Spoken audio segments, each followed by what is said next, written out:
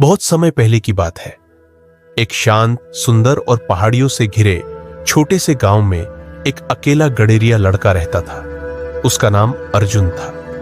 वह दिन भर अपनी भेड़ों को चराने पहाड़ियों पर ले जाता और शाम होते ही उन्हें वापस लेकर आता। उसके पास कोई दोस्त नहीं था। गांव के बच्चे उसके साथ नहीं खेलते थे क्योंकि वह गरीब था और अक्सर चुपचाप रहता था।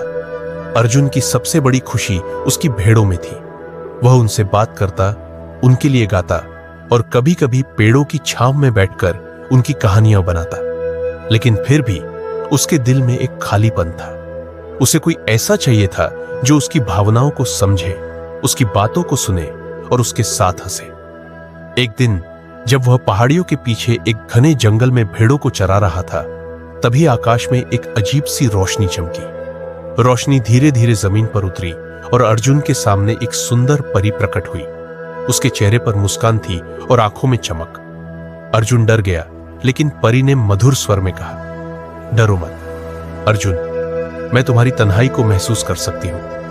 अर्जुन हैरान होकर बोला, आपको मेरा नाम कैसे पता? परी मुस्कुराई, मैं उस प्रकृति की आत्मा हूं जिसे तुम हर दिन प्यार से देखो, जिससे बात करो। तुम्हारा दिल सच्चा है, सब तुम्हारे सुरों से जीवन पाएंगे। अर्जुन ने कांपते हाथों से बांसुरी ली और धन्यवाद कहा। एक दिन गांव में एक सूखा पड़ा। नदियां सूख गईं, पेड़ मुरझा गए और जानवर उदास हो गए। गांव वाले परेशान हो उठे। अर्जुन को देखकर सबकी उम्मीद बंधी।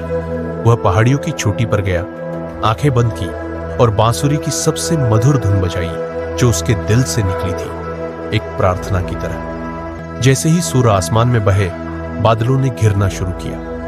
बारिश की बूंदें धरती पर गिरने लगी। पेड़ फिर से हरे हो गए, नदियां बहने लगी और जीवन लौट आया। गांव वाले अर्जुन को देवता मानने लगे, लेकिन अर्जुन ने कहा, मैं केवल एक माध्यम हूं।